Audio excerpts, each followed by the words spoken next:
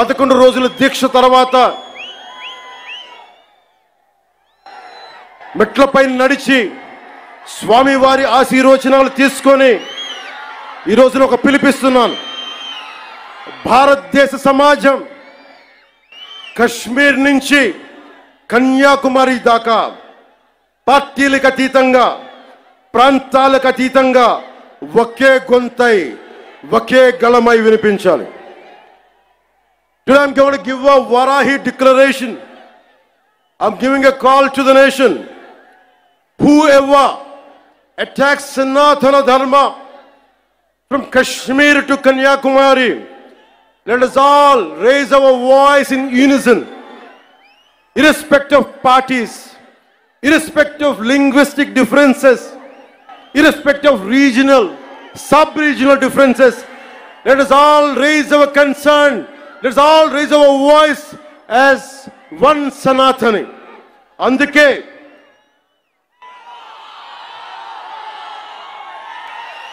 అందరి కోసం ఈ వారాహి డిక్లరేషన్ ప్రకటిస్తున్నాం.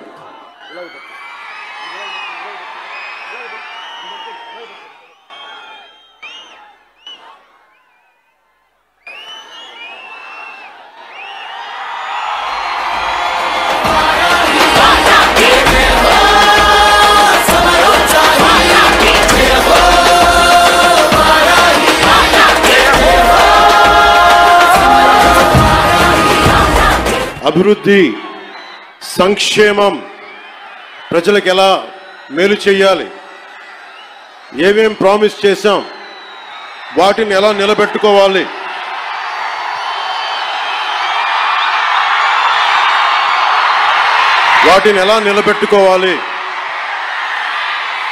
ఆర్థిక వ్యవస్థ దెబ్బతింది,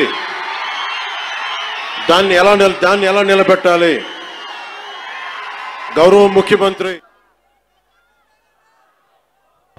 secularism must be upheld in a manner that ensures uniform response to any threat or harm caused to any religion or faith. The second point, a strong national act, I reiterate, a strong national act is required to protect Sanatana Dharma and prevent actions that harm its beliefs. This act should be enacted immediately and uniformly enforced across the Bharat.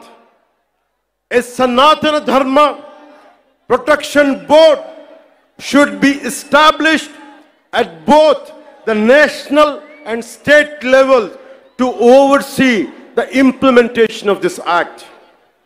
Annual funds must be allocated to support this board and its activities. There should be non-cooperation to individuals or organizations. Let me tell you again, there should be non-cooperation to individuals or organizations that defame or spread hatred against Sanatana Dharma. Sanatana Dharma certification must be implemented to ensure the purity of materials used in offerings and prasadams at all the Bharat temples. Temples should evolve not only as spiritual centers, not just as Adhyatmika Kendras, but also as centers for promoting art and culture, education, economy, environmental conservation, and welfare with a comprehensive planning. ఇప్పుడు మన మాతృభాష తెలుగులో మాట్లాడదాం.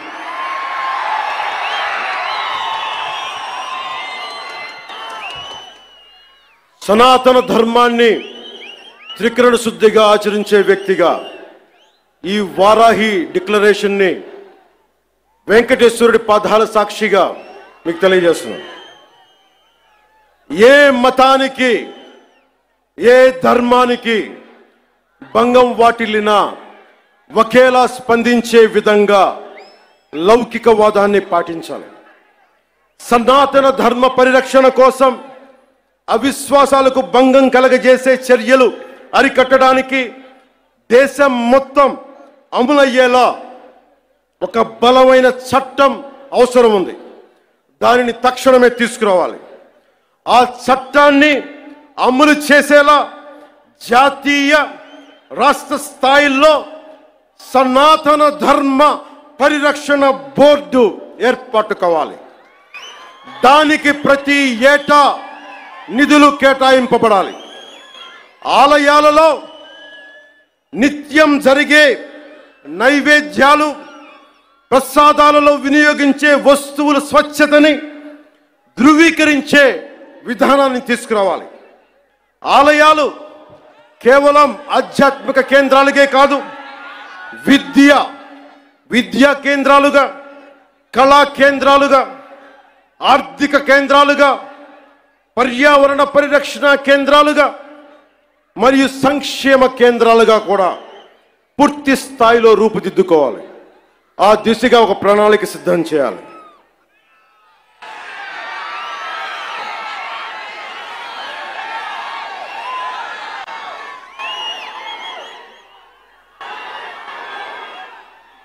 ముగించబోయే ముందు ఇదొక్కటి చెప్పెళ్తాం. This is to the national media, to the entire nation. Om Namo Narayana. Om Namo Narayana. Pawan Kalyan ఉన్నాడు అంటే స్వామివారి దయ. యోగ నరసింహస్వామి ఆలయంలో నామకరణం, అన్నప్రాసన చేసింది మా తల్లి. ఆయన పాదాల చెంత ఉండేవాడిని. ఇక్కడే ఇదే తిరుపతిలో బాలాజీ నగర్లో నేను యోగాభ్యాసం చేశాను. యోగిని రాజేశ్వరి గారి దేవి దగ్గర ఆవిడ మహాసమాధి అయ్యారు. ఎప్పుడు కూడా దైవానికి మించి ఎవరూ లేవు. నాకు మీరంటే ఇష్టం, అలాగే మీకు కూడా నేనంటే ఇష్టం. అది ఇంకో సందర్భంలో మాట్లాడుకున్నాం. మన సుప్రీంకోర్టు జడ్జిమెంట్ కొన్ని కామెంట్స్ చేశారు. I have extreme respect towards Supreme Court. I have respect of highest kind to our judiciary. And I would